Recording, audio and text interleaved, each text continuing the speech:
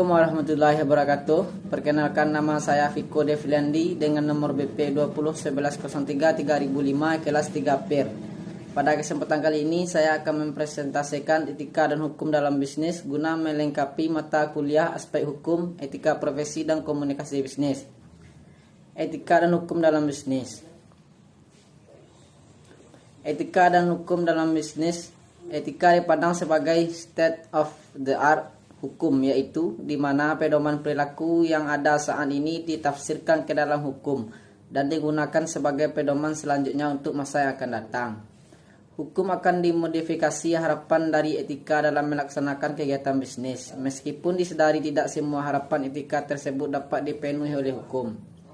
Norma etika memang bersifat dinamis, tetapi begitu ia dituangkan dalam ketentuan hukum, sifat dinamisnya menjadi berkurang atau bahkan mungkin menjadi statis. Maka di sini hukum tentunya harus memperhatikan pula apabila adanya perubahan-perubahan, yaitu fungsi hukum sebagai source end. Pelaku bisnis mempunyai peranan dalam menumbuhkan bisnis yang berbudaya, bermoral, taat atau sadar hukum. Kesadaran hukum yang harus dapat merata di antara pelaku bisnis, para eksekutif, para birokrat, yang didukung pula oleh faktor lingkungan yang sehat dalam berbisnis, sehingga budaya bisnis yang baik, sehat, tetap terjaga dan terpelihara. Etika bisnis berdasarkan nilai-nilai Pancasila. Perspektif Pancasila sebagai landasan pembentukan etika bisnis diperlukan untuk: yang pertama, pembentukan etika bisnis yang sesuai dengan kondisi bangsa. Selanjutnya, penegakan demokrasi ekonomi yang sejalan dengan nilai Pancasila dan Undang-Undang 1945. Dan memberikan perlindungan pada usaha mikro kecil khususnya. Aliran dalam etika. Yang pertama, aliran utilitarianisme, yaitu baik atau buruk setiap tindakan diukur dari apakah tindakan itu menghasilkan tingkat kesenangan atau kebahagiaan dan kemanfaatan yang terbanyak dalam pengorbanan yang sedikit. Yang kedua, aliran deontologi, yaitu baik atau buruk setiap tindakan tidak diukur dari hasilnya, tetapi merupakan kewajiban moral atau tugas yang bersumber dari kehendak secara mandiri. Sumber nilai-nilai etika. Terdapat 4 sumber nilai-nilai etika dalam komunitas. Yang pertama, agama, filosofi, pengalaman dan perkembangan budaya, dan hukum. Pengertian hukum. Hukum sebagai suatu perangkat kaidah dan asas-asas yang mengatur kehidupan manusia dalam masyarakat, mencakup pula lembaga, institusi, dan proses-proses yang diperlukan untuk mewujudkan hukum itu dalam kenyataan. Pengertian bisnis. Keseluruhan kegiatan usaha yang dijalankan oleh orang atau badan secara teratur dan terus-menerus, yaitu berupa kegiatan mengadakan barang-barang atau jasa-jasa maupun fasilitas-fasilitas untuk diperjualbelikan, dipertukarkan atau disewakan dengan tujuan mendapatkan keuntungan. Dalam upaya memperoleh keuntungan atau laba tersebut, tentu perlu adanya rambu-rambu pengontrol agar tidak menghalalkan segala cara, dan demi mencapai tujuan bisnis tersebut, maka diperlukan hukum. Macam-macam sistem hukum. Yang pertama, sistem hukum Eropa kontinental. Menurut sistem Eropa kontinental, hukum memperoleh kekuatan mengikat karena mewujudkan dalam peraturan-peraturan yang berbentuk undang-undang dan tersusun secara sistematik di dalam kodifikasi atau kompilasi tertentu. Hukum adalah undang-undang. Tujuan dari sistem hukum ini adalah untuk menjamin kepastian hukum. Penerapan sistem hukum kontinental sangat berpengaruh di Indonesia, yang menerapkan atau berlakunya aliran atau paham positivisme. 2. Sistem hukum Anglo-Saxon, Anglo-Amerika. Sumber hukum merupakan putusan hakim atau pengadilan.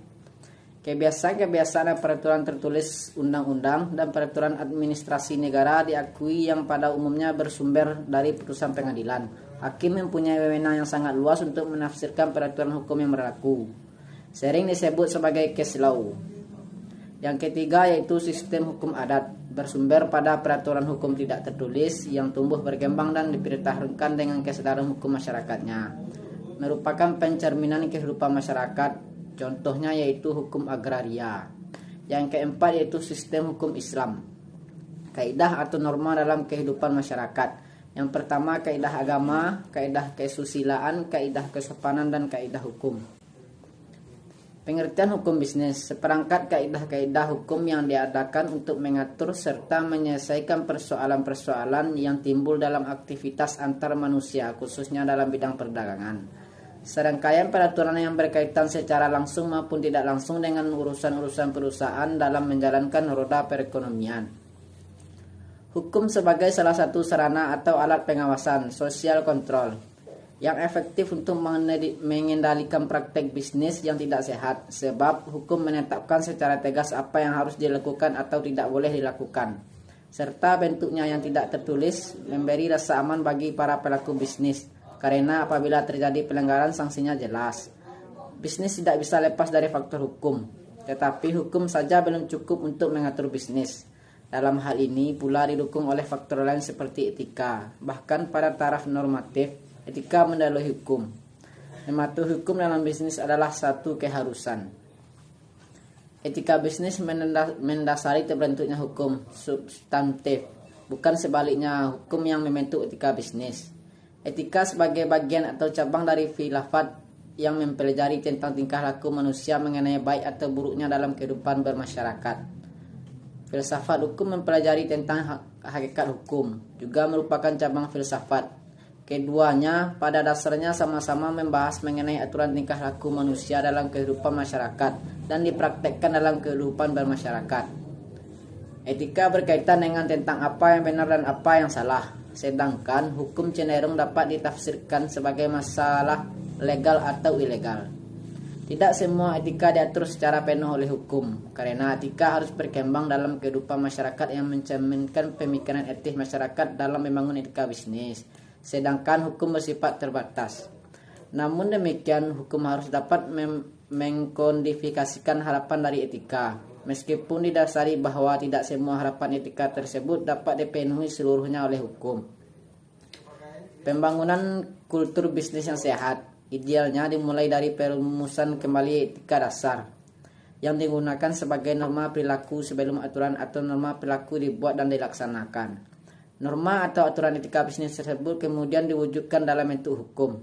Dalam hal ini, etika dapat dipandang sebagai state of the art hukum, yaitu merupakan pedoman perilaku yang ditafsirkan ke dalam hukum sebagai pedoman atau peraturan di kemudian hari. Pada dasarnya, norma bersifat dinamis. Begitu dituangkan dalam hukum, sifatnya dinamis menjadi berkurang dan bahkan mungkin statis. Pemahaman bidang hukum. Pemahaman bidang hukum penting bagi seorang pengusaha atau entrepreneur, antara lain: yang pertama, keberadaan hukum atau undang-undang yang berhubungan dengan usahanya atau kegiatan bisnis, hak dan kewajiban yang ditimbulkan oleh keberadaan hukum atau undang-undang yang bersangkutan.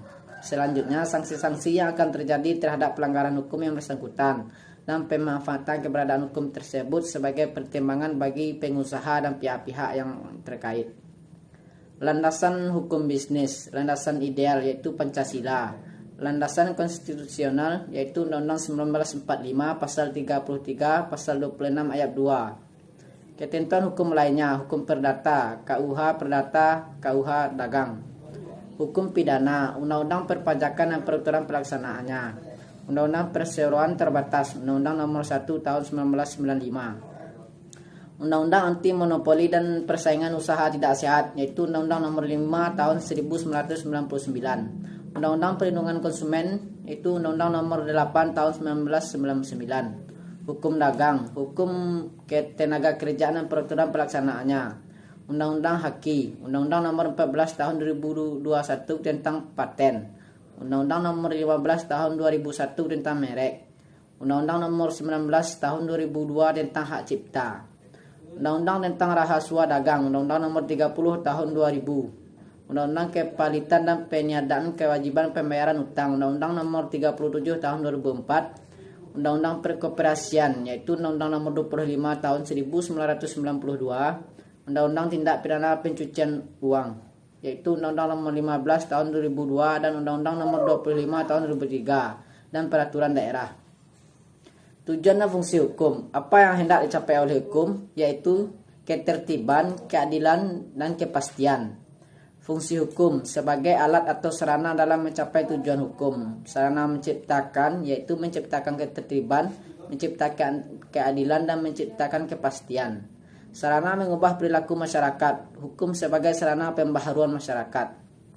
Pentingnya penegakan hukum dalam kegiatan bisnis. Penegakan hukum bahkan menjadi prasyarat bagi terciptanya pembangunan ekonomi atau bisnis.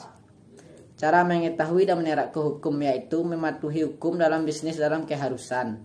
Hukum adalah rambu-rambu dan merupakan alat pengawasan agar dapat mencegah praktisi bisnis tidak sehat yang bisa merugikan pihak-pihak yang terkait dalam bisnis tersebut.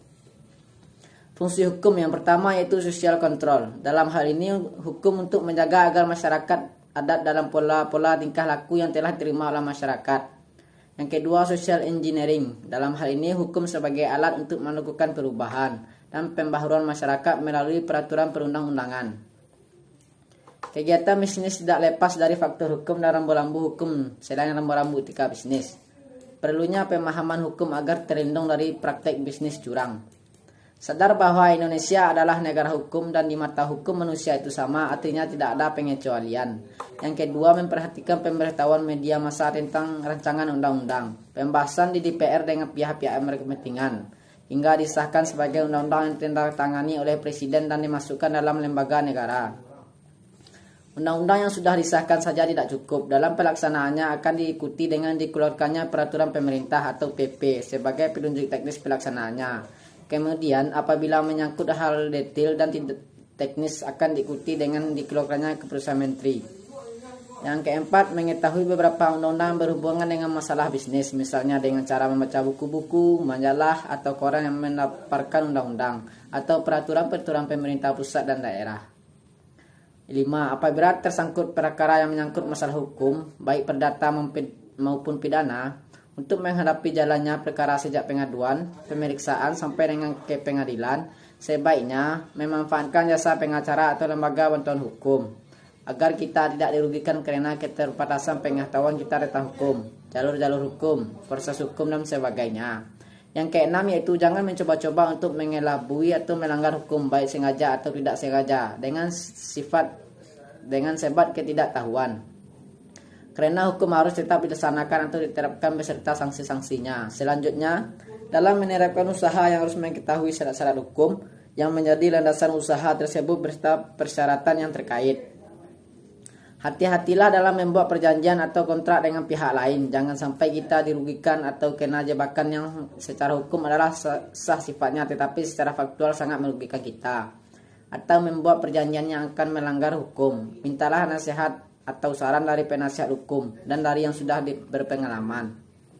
Yang kesembilan yaitu menjadi anggota asosiasi dagang atau perusahaan sejenis yang banyak manfaatnya bagi perlindungan dan kemajuan usaha. Misalnya Inkindo, Gapensi, Akli, ACP dan sebagainya.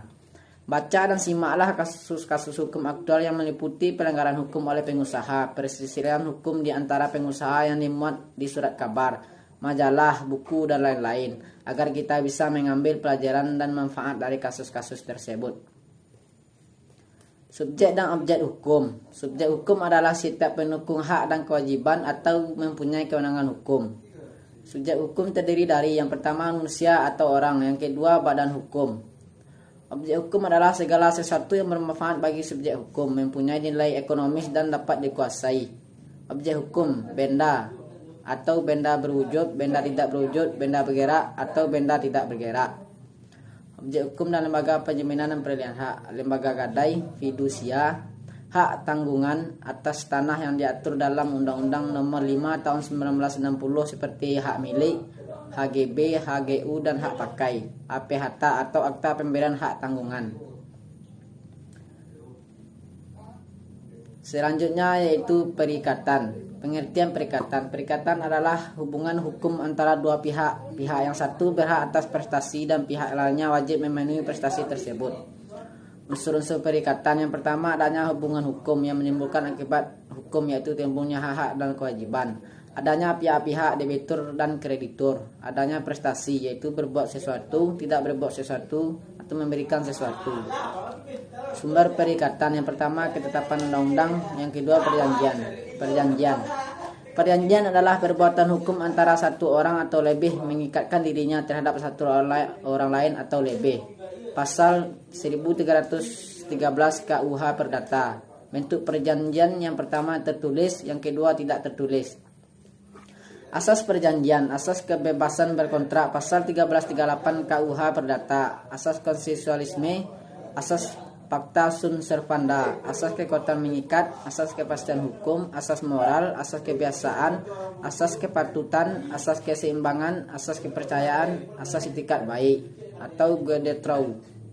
Syarat-syarat sahnya perjanjian berdasarkan pasal 1320 KUH Perdata. Yang pertama, adanya kata sepakat dari pihak-pihak. Yang kedua, pihak-pihak dinyatakan cakap hukum. Yang ketiga, biayanya tertentu. Yang keempat, adanya sebab yang dihalalkan. 1 dan 2 merupakan syarat subjektif, dan 3 dan 4 merupakan syarat objektif. Macam-macam perjanjian, yang pertama itu perjanjian konsensus, yang kedua perjanjian formal, dan yang ketiga perjanjian real. Perjanjian yang diatur dalam KUH Perdata yaitu perjanjian jual beli, perjanjian sewa menyewa, perjanjian borongan, perjanjian kuasa, perjanjian perburuhan, dan perjanjian pinjam meminjam. Perjanjian yang diatur di luar KUH Perdata yaitu perjanjian sewa beli atau leasing, perjanjian joint venture, perjanjian waralaba, dan perjanjian lainnya. Perjanjian baku atau standar kontrak adalah perjanjian yang isinya dibuat atau disusun secara sepihak. Ciri-ciri perjanjian baku yaitu yang pertama, isi perjanjian dibuat atau ditentukan secara sepihak yang posisinya relatif kuat. Yang kedua, debitur tidak turut dalam menentukan substansi kontrak. Yang ketiga, debitur cenderung untuk menerima isi kontrak karena kebutuhan. Dibuat secara tertulis, format dipersiapkan terlebih dahulu isi dan formatnya. Contoh perjanjian baku yaitu perjanjian kredit, perjanjian asuransi, dan perjanjian lainnya. One prestasi dan force majeure. One prestasi adalah perbuatan ingkar janji. Bentuk one prestasi, tidak melakukan apa yang telah disanggupinya, melaksanakan isi perjanjian tetapi tidak sebagaimana mestinya, melaksanakan perjanjian tetapi terlambat, dan melakukan yang ternyata tidak boleh dilakukan. Penetapan one prestasi dengan cara somasi. Force majeure. Force majeure atau overmatch adalah suatu keadaan darurat. Debitur tidak dapat melaksanakan perjanjian yang disebabkan oleh bukan kesalahan debitur.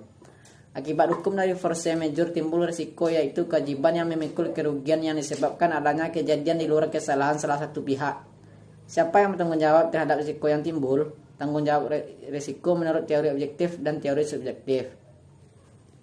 Tanggung jawab soal perusahaan. Tanggung jawab soal sosial perusahaan adalah atau corporate social responsibility, merupakan komitmen usaha untuk bertindak secara etis, berprofesi secara ilegal, dan berkontribusi untuk meningkatkan ekonomi perusahaan bersama dengan peningkatan kualitas hidup dari karyawan dan keluarganya, komunitas lokal, dan komunitas secara lebih luas.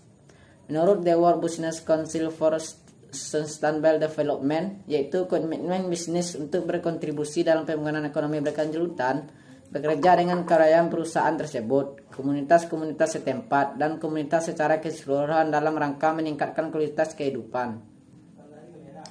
CSR merupakan peningkatan kualitas kehidupan, mempunyai arti adanya kemampuan manusia sebagai individu anggota komunitas untuk mendapatkan keadilan sosial yang ada dan dapat menikmati serta memanfaatkan lingkungan hidup termasuk perubahan-perubahan ada sekaligus memelihara. Atau merupakan cara perusahaan mengatur proses usaha untuk memproduksi dampak positif pada komunitas, atau proses penting dalam pengaturan biaya yang dikeluarkan dari keuntungan kegiatan bisnis dari stakeholder baik secara internal maupun eksternal. Mungkin sekian presentasi dari saya pada kesempatan kali ini. Terlebih dan terkurang saya mohon maaf. Assalamualaikum warahmatullahi wabarakatuh.